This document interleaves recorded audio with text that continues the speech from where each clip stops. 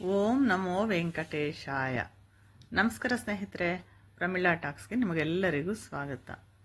ಸ್ನೇಹಿತರೆ, ಆಷಾಢ ಮಾಸದಲ್ಲಿ ಬರುವಂತಹ ಹುಣ್ಣಿಮೆಯನ್ನು ಗುರು ಹುಣ್ಣಿಮೆ, ವ್ಯಾಸ ಹುಣ್ಣಿಮೆ ಅಂತ ಕರಿತೀವಿ. ಈ ಆಷಾಢ ಹುಣ್ಣಿಮೆಯನ್ನು ಯಾಕೆ ಗುರು ಹುಣ್ಣಿಮೆ, ವ್ಯಾಸ ಹುಣ್ಣಿಮೆ ಅಂತ ಕರಿತೀವಿ? ಏನು ಇದರ ವಿಶೇಷತೆ? ಈ ದಿನ ಯಾವ ಗುರುಗಳನ್ನು ಪೂಜಿಸಬೇಕು? ನಿಮ್ಮ ಜನ್ಮಕುಂಡಲಿಯಲ್ಲಿ ಗುರುವು ಬಲಹೀನವಾಗಿದ್ದಲ್ಲಿ ಗುರುಪೂರ್ಣಿಮೆಯ ದಿನ ಗುರುಪೂಜೆಯನ್ನು ಯಾವ ರೀತಿ ಮಾಡ್ಕೋಬೇಕು, ಯಾವ ಗುರುಗಳ ಪೂಜೆಯನ್ನು ಮಾಡಬೇಕು, ಈ ಹುಣ್ಣಿಮೆಯ ತಿಥಿ ಯಾವಾಗ ಪ್ರಾರಂಭವಾಗಿ ಯಾವಾಗ ಅಂತ್ಯವಾಗುತ್ತೆ ಅನ್ನೋದನ್ನು ಈ ವಿಡಿಯೋದಲ್ಲಿ ವಿವರವಾಗಿ ತಿಳ್ಕೊಳ್ಳೋಣ. ಸ್ನೇಹಿತರೆ, ನೀವಿನ್ನೂ ನನ್ನ ಚಾನಲ್ನ ಸಬ್ಸ್ಕ್ರೈಬ್ ಮಾಡ್ಕೊಳ್ತಾ ಇದ್ರೆ ಸಬ್ಸ್ಕ್ರೈಬ್ ಮಾಡ್ಕೊಳ್ಳಿ. ಈ ವಿಡಿಯೋ ನಿಮಗೆ ಇಷ್ಟ ಆದರೆ ಒಂದು ಲೈಕ್ ಕೊಡಿ. ಸ್ನೇಹಿತರೆ, ಸ್ವಸ್ತಿಶ್ರೀ ಪರಾಭವ ನಾಮ ಸಂವತ್ಸರ 2026 ಆಷಾಢ ಮಾಸದಲ್ಲಿ 29ನೇ ತಾರೀಕು ಬುಧವಾರ ಹುಣ್ಣಿಮೆ ತಿಥಿ ಬಂದಿದೆ. ಅಂದರೆ ಜುಲೈ 29ನೇ ತಾರೀಕು ಬುಧವಾರ. ಈ ಹುಣ್ಣಿಮೆ ತಿಥಿ 28ನೇ ತಾರೀಕು ಮಂಗಳವಾರ ಸಂಜೆ 6:20 ಪ್ರಾರಂಭವಾಗಿ ಜುಲೈ 29ನೇ ತಾರೀಕು ಬುಧವಾರ ರಾತ್ರಿ 8 ಗಂಟೆವರೆಗೂ ಇದೆ. ಪೂರ್ಣ ಹುಣ್ಣಿಮೆಯ ತಿಥಿ ಬುಧವಾರ ಇರೋದ್ರಿಂದ ನಾವು ಜುಲೈ 29ನೇ ತಾರೀಕು ಬುಧವಾರ ಹುಣ್ಣಿಮೆಯನ್ನು ಆಚರಿಸಬೇಕಾಗುತ್ತೆ. ಸ್ನೇಹಿತರೆ, ಮೊದಲು ಆಷಾಢ ಹುಣ್ಣಿಮೆಯನ್ನು ಗುರು ಹುಣ್ಣಿಮೆ ಅಂತ ಯಾಕೆ ಕರೀತಾರೆ ಅಂತ ತಿಳ್ಕೊಳ್ಳೋಣ. ಸ್ನೇಹಿತರೆ, ರಾಮಾಯಣ ಮತ್ತು ಮಹಾಭಾರತ ಇವೆರಡೂ ಪವಿತ್ರ ಗ್ರಂಥಗಳು ಹಿಂದೂ ಧರ್ಮದ ಪವಿತ್ರ ಗ್ರಂಥಗಳಾಗಿವೆ. ಇವೆರಡರಲ್ಲಿ ಮಹಾಭಾರತವನ್ನು ರಚಿಸಿದ್ದು ಮಹರ್ಷಿ ವೇದವ್ಯಾಸರು. ಇವರನ್ನ ಆದಿಗುರು ಅಂತಲೂ ಕರೀತಾರೆ. ಈ ಮಹರ್ಷಿ ವೇದವ್ಯಾಸರ ಜನ್ಮದಿನ ಈ ಆಷಾಢ ಹುಣ್ಣಿಮೆಯ ದಿನವೇ ಆಗಿರೋದ್ರಿಂದ ಇದನ್ನು ಗುರು ಪೌರ್ಣಿಮೆ ಅಂತ ಕರೀತಾರೆ. ಈ ಮಹಾನ್ ಮಹರ್ಷಿ ವೇದವ್ಯಾಸರನ್ನು ನೆನೆಸುವ ಸಲುವಾಗಿ ಇದನ್ನು ವ್ಯಾಸ ಹುಣ್ಣಿಮೆ ಅಂತಲೂ ಕರೀತಾರೆ. ಮಹಾಭಾರತದಂತಹ ಪವಿತ್ರವಾದ ಮಹಾನ್ ಗ್ರಂಥವನ್ನು ಹಿಂದೂ ಧರ್ಮಕ್ಕೆ ಕೊಡುಗೆ ನೀಡಿದ ವೇದವ್ಯಾಸರನ್ನು ನೆನೆಯುವುದು ಹಿಂದೂ ಧರ್ಮೀಯರಾದ ನಮ್ಮೆಲ್ಲರ ಕರ್ತವ್ಯ. ಸ್ನೇಹಿತರೆ, ಹಿಂದೆ ವೇದಗಳು ಮತ್ತು ಉಪನಿಷತ್ತುಗಳು ಸಾಮಾನ್ಯ ಜನರಿಗೆ ಅರ್ಥವಾಗ್ತಾ ಇರಲಿಲ್ಲ.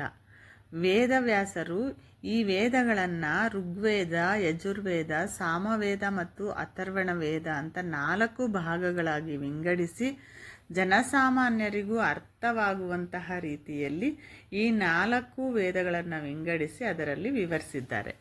ಇದಂತೂ ಹಿಂದೂ ಧರ್ಮಕ್ಕೆ ವೇದವ್ಯಾಸರಿಂದ ಸಿಕ್ಕಂತಹ ಮಹಾನ್ ಕೊಡುಗೆ ಅಂತಲೇ ಹೇಳ್ಬೋದು. ಈಗ ಗೊತ್ತಾಯ್ತಲ್ವಾ ಆಷಾಢ ಹುಣ್ಣಿಮೆಯನ್ನು ಗುರು ಹುಣ್ಣಿಮೆ, ವ್ಯಾಸ ಹುಣ್ಣಿಮೆ ಅಂತ ಯಾಕೆ ಕರೀತಾರೆ ಅಂತ. ಹಾಗಾದರೆ ಈ ದಿನ ಏನು ಮಾಡಬೇಕು ಅಂತ ತಿಳ್ಕೊಳ್ಳೋಣ. ಸ್ನೇಹಿತರೆ, ಈ ಗುರು ಹುಣ್ಣಿಮೆಯಂದು ನಾವೆಲ್ಲರೂ ಗುರು ಪೂಜೆಯನ್ನು ಮಾಡಬೇಕು. ಗು ಅಂದರೆ ಕತ್ತಲೆ, ರು ಅಂದರೆ ಬೆಳಕು. ಅಂದರೆ ಗುರು ಅನ್ನೋರು ಕತ್ತಲೆಯನ್ನು ಓಡಿಸಿ ಬೆಳಕನ್ನು ನೀಡುವವರು ಅಂತ ಅರ್ಥ. ಈ ಗುರು ಹುಣ್ಣಿಮೆಯಂದು ವೇದವ್ಯಾಸರು, ರಾಘವೇಂದ್ರ ಸ್ವಾಮಿಗಳು, ಸಾಯಿಬಾಬಾರವರು, ಆಮೇಲೆ ಗುರು ದಕ್ಷಿಣಾಮೂರ್ತಿಯವರು ಇವರೆಲ್ಲರನ್ನ ನೆನೆಸಿ ಪೂಜಿಸಿ ಭಜಿಸಿದರೆ ಇವರ ಅನುಗ್ರಹ, ಸಂಪೂರ್ಣವಾದ ಅನುಗ್ರಹ ನಮಗೆ ಸಿಗುತ್ತೆ ಅನ್ನುವಂತಹ ನಂಬಿಕೆ ಇದೆ. ಸ್ನೇಹಿತರೆ, ಈ ದಿನ ಯಾವುದೇ ಗುರುಗಳನ್ನು ಪೂಜಿಸುವ ಮುಂಚೆ ನೀವು ನಿಮ್ಮ ತಂದೆ ತಾಯಿಯ ಆಶೀರ್ವಾದವನ್ನು ಪಡಿಬೇಕು. ಮೊದಲು ನೀವು ತಂದೆ ತಾಯಿಯ ಪಾದಗಳಿಗೆ ನಮಸ್ಕಾರ ಮಾಡಿ ತಂದೆ ತಾಯಿಯ ಆಶೀರ್ವಾದವನ್ನು ಪಡೆದು ನಂತರ ನೀವು ಯಾವುದೇ ಮಠಕ್ಕೆ, ಮಂದಿರಕ್ಕೆ, ಆಲಯಕ್ಕೆ ಅಥವಾ ನಿಮ್ಮ ಗುರುಗಳ ಬಳಿ ಹೋಗಿ ಆಶೀರ್ವಾದವನ್ನು ಪಡೆದುಕೊಂಡ್ರೆ ಸಂಪೂರ್ಣವಾದ ಫಲ ನಿಮಗೆ ಸಿಗುತ್ತೆ. ಈ ಗುರು ಹುಣ್ಣಿಮೆ ನಮ್ಮ ಬದುಕಿಗೆ ದಾರಿ ತೋರುವಂತಹ ಗುರುಗಳಿಗೆ ಗೌರವ ಹಾಗೂ ಕೃತಜ್ಞತೆ ಸಲ್ಲಿಸುವ ದಿನವಾಗಿದೆ.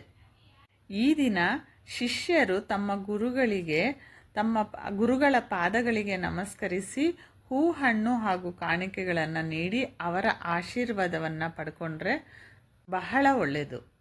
ಈ ದಿನ ನಮ್ಮ ಧರ್ಮದ ಗುರುಗಳನ್ನು, ನಮಗೆ ಇಷ್ಟವಾದ ನೆಚ್ಚಿನ ಗುರುಗಳನ್ನು ನೆನೆದು ಆರಾಧಿಸಿದರೆ ನಮ್ಮ ಜ್ಞಾನ ಹೆಚ್ಚಾಗುತ್ತೆ, ಅವರ ಅನುಗ್ರಹ ನಮಗೆ ಲಭಿಸುತ್ತೆ. ನಮ್ಮ ಹಿಂದೆ ಗುರುವಿರಬೇಕು, ನಮ್ಮ ಮುಂದೆ ಗುರಿ ಇರಬೇಕು ಅಂತಾರಲ್ಲ ಹಾಗೆ.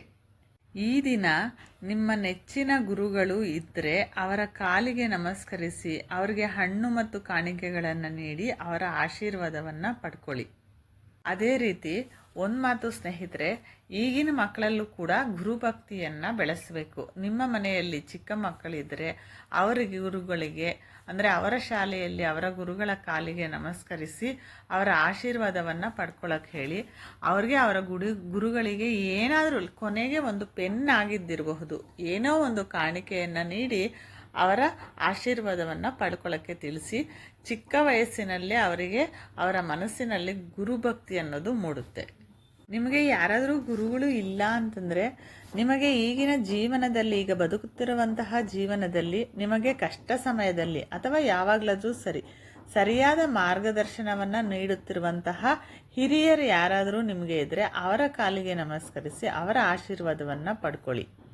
ಹಾಗೆಯೇ ಸ್ನೇಹಿತರೆ, ಈ ದಿನ ಅಂದರೆ ಗುರು ಹುಣ್ಣಿಮೆ ಎಂದು ರಾಘವೇಂದ್ರ ಸ್ವಾಮಿಗಳ ಮಠಗಳಲ್ಲಿ, ಸಾಯಿಬಾಬಾ ಮಂದಿರಗಳಲ್ಲಿ ಮತ್ತು ಹಲವು ದೇವಾಲಯಗಳಲ್ಲಿ ಗುರು ದಕ್ಷಿಣಾಮೂರ್ತಿ ಇವರೆಲ್ಲರಿಗೂ ವಿಶೇಷವಾದ ಪೂಜೆಗಳನ್ನು ಮಾಡ್ತಾರೆ, ವಿಶೇಷವಾದ ಭಜನೆಗಳನ್ನು ಮಾಡ್ತಾರೆ.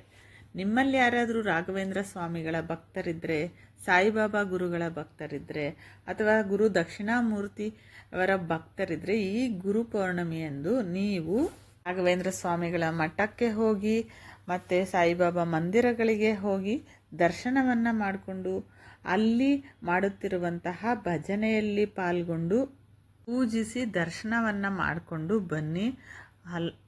ಖಂಡಿತ ನೀವು ಗುರು ಕೃಪೆಗೆ ಪಾತ್ರರಾಗ್ತೀರ.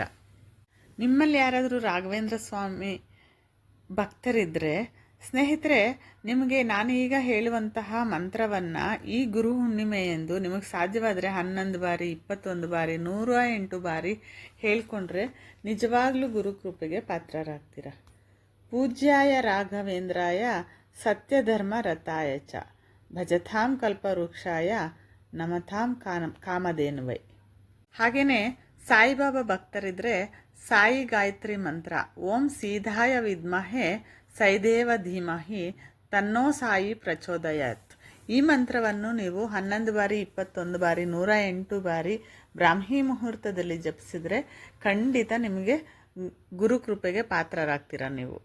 ಹಾಗೆಯೇ ಗುರು ಬ್ರಹ್ಮ ಗುರು ವಿಷ್ಣು ಗುರುದೇವೋ ಮಹೇಶ್ವರ ಗುರು ಸಾಕ್ಷಾತ್ ಪರಬ್ರಹ್ಮ ತಸ್ಮೈ ಶ್ರೀ ಗುರುವೇ ನಮಃ. ಈ ಮಂತ್ರವನ್ನು ಕೂಡ ನೀವು 108 ಬಾರಿ ಹೇಳ್ಕೊಳ್ಬಹುದು. ಸ್ನೇಹಿತರೆ, ಹೀಗೆ ನಿಮ್ಮ ನೆಚ್ಚಿನ ಗುರುಗಳನ್ನು ಪೂಜೆ ಮಾಡೋದಕ್ಕೆ ಮನೆಯಲ್ಲಾಗಲಿ ಆರಾಧಿಸೋಕ್ಕೆ ಶುಭ ಸಮಯ ಯಾವುದಪ್ಪ ಅಂದರೆ ಬ್ರಾಹ್ಮಿ ಮುಹೂರ್ತ. ಬೆಳಗ್ಗೆ 5 ಗಂಟೆಯಿಂದ ಆದಷ್ಟು ನೀವು ಬೆಳಗ್ಗೆ 7 ಗಂಟೆ ಒಳಗಡೆ ನೀವು ಪೂಜೆಯನ್ನು ಮಾಡ್ಕೊಳ್ಳಿ.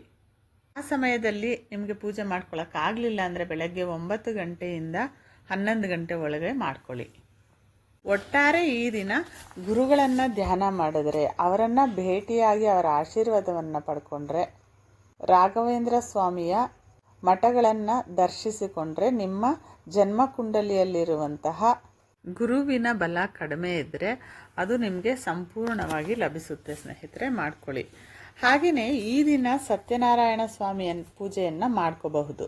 9 ಗಂಟೆ ನಂತರ ಸತ್ಯನಾರಾಯಣ ಸ್ವಾಮಿ ಪೂಜೆಯನ್ನು ಮಾಡ್ಕೊಳ್ಳಿ. ಸರಳವಾಗಿ ನೀವಾದರೂ ಮಾಡ್ಕೋಬಹುದು, ಅಥವಾ ದೇವಾಲಯಗಳಲ್ಲಿ ಮಾಡ್ತಾ ಇರ್ತಾರೆ ಈ ದಿನ ಸಂಜೆ, ಅಲ್ಲಿಗೆ ಹೋಗಿ ನೀವು ಸತ್ಯನಾರಾಯಣ ಸ್ವಾಮಿಯ ಪೂಜೆಯಲ್ಲಿ ಪಾಲ್ಗೊಂಡು ವ್ರತಕಥೆಯನ್ನು ಕೇಳಿ ಪ್ರಸಾದವನ್ನು ಸ್ವೀಕರಿಸಿ ಬರಬಹುದು.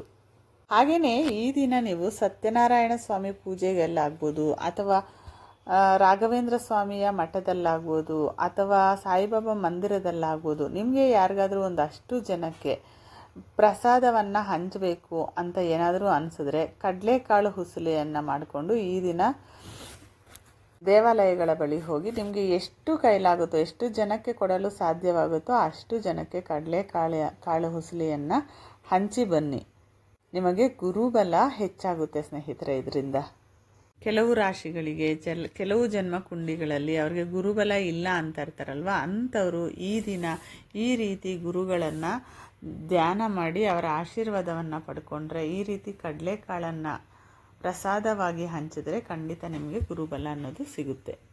ಇನ್ನು ಹುಣ್ಣಿಮೆ ಅಲ್ವಾ, ಲಕ್ಷ್ಮೀ ಪೂಜೆ ಬಹಳ ಮುಖ್ಯ ಅಂತ ಹೇಳಿಲ್ಲ ಅನ್ಕೋಬೇಡಿ. ಖಂಡಿತ ಈ ದಿನ ಸಾಯಂಕಾಲ, ಬುಧವಾರ ಸಾಯಂಕಾಲ ಗೋಧೂಳಿ ಸಮಯದಲ್ಲಿ ನೀವು ಲಕ್ಷ್ಮೀ ಪೂಜೆಯನ್ನು ಮಾಡ್ಕೊಳ್ಳೋದಕ್ಕೆ ಬಹಳ ಸೂಕ್ತವಾದ ಸಮಯ. ಬೆಳಗಿನ ಜಾವ ಬ್ರಾಹ್ಮಿ ಮುಹೂರ್ತದಲ್ಲೂ ಕೂಡ ನೀವು ಮಾಡ್ಕೋಬಹುದು. ಈ ರೀತಿ ಸಾಯಂಕಾಲ ನೀವು ಲಕ್ಷ್ಮೀ ಪೂಜೆಯನ್ನು ಮಾಡಿಕೊಂಡು ರಾತ್ರಿಗೆ ಚಂದ್ರನಿಗೆ ಅರ್ಘ್ಯವನ್ನು ನೀಡಿ ನಂತರ ನೀವು ಆಹಾರವನ್ನು ಸೇವಿಸಿದರೆ ನಿಮಗೆ ಲಕ್ಷ್ಮೀ ಅಮ್ಮನವರ ಸಂಪೂರ್ಣ ಅನುಗ್ರಹ ದೊರೆಯುತ್ತೆ. ಸ್ನೇಹಿತರೆ, ನಿಮ್ಗೆ ಈ ವಿಡಿಯೋ ಇಷ್ಟ ಆಗಿದೆ ಅನ್ಕೋತೀನಿ. ಇಷ್ಟ ಆಗಿದರೆ ಈ ವಿಡಿಯೋಗೊಂದು ಲೈಕ್ ಕೊಡಿ, ನನ್ನ ಚಾನಲ್ನ ಸಬ್ಸ್ಕ್ರೈಬ್ ಮಾಡ್ಕೊಳ್ಳಿ. ಮುಂದಿನ ಮತ್ತೊಂದು ಉತ್ತಮವಾದ ವಿಡಿಯೋದೊಂದಿಗೆ ಮತ್ತೆ ಸಿಗೋಣ. ನಮಸ್ಕಾರ.